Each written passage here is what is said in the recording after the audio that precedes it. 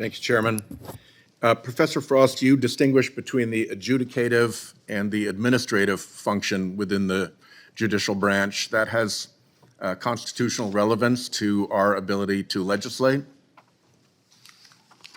Yes, I think that's a very important distinction. Because we have no business interfering in the court's decision-making on matters before it, but as to the administration of justice, we do have the authority to pass laws, correct? Yes, the Constitution intended Congress to play that role over judicial administration and not In interfere with. fact, Canon 4 of the Code of Conduct encourages judges to testify in legislative bodies regarding the administration of justice.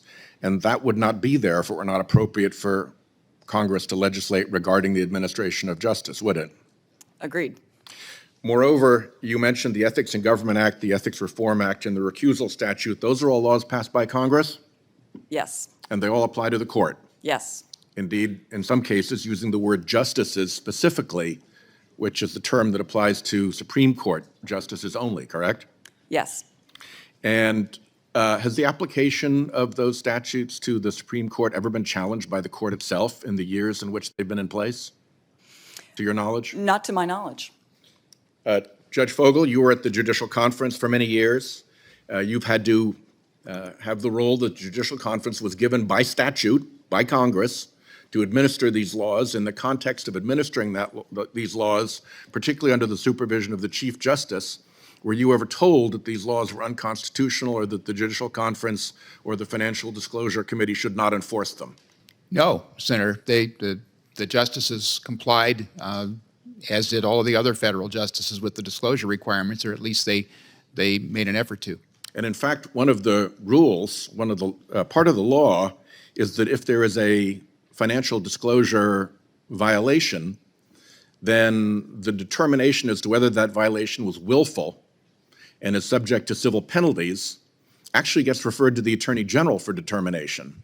That's correct. What the committee does is it looks at the non-disclosure or the incomplete disclosure. It determines whether it's something that could be remedied. Usually the way the committee functions is remedial. They try to get the filer to comply with the disclosure requirements. But if there's a willful failure, then the committee has the authority to make that referral. And it does so based on a determination that there's reasonable cause for someone to believe that this might have been a willful violation. That's correct. Then the willfulness determination gets made by the Attorney General. That is correct, but I have to There say— are civil fines that are potentially imposed if Yes, it's— sir. Okay, That's go correct. ahead, finish what you wanted No, to what say. I was going to say was that the committee tries very hard with the filer to make sure that every effort is made to get a proper filing. So, In fact, it's okay for a judge, in fact, it's even encouraged for judges and justices to bring concerns about financial disclosure to the committee for a confidential opinion saying, here's what you got to do. that's correct. And Justice Thomas did not do that with respect to these filings. I don't want to comment on Justice Thomas, but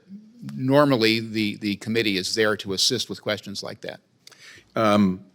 So has the Judicial Conference, again, under the supervision of the Chief Justice of the United States, ever suggested that it was unconstitutional for Congress to require that these forms be filled out, that if there are omissions in the forms, that be referred to the Attorney General, and that a civil fine could be imposed on a justice for failure to file? Has No, that ever been raised in your conversations? Not to my knowledge, sir. No. Well, that's, I think, a little bit telling. I appreciate that. Mr.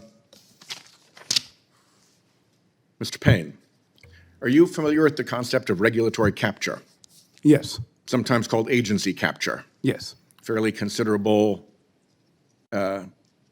literature about it in administrative law and economics. Yes. So I'll ask you a hypothetical. Let's just say hypothetically that there were an organized effort to capture, in the meaning of regulatory and agency capture, to capture the court in such a way that it was beholden to and ruled in favor of big special interests. That's the hypothetical. Here's the question. If that hypothetical were true, would any ethics concerns be raised by justices consorting with individuals or associating with groups involved in that capture scheme?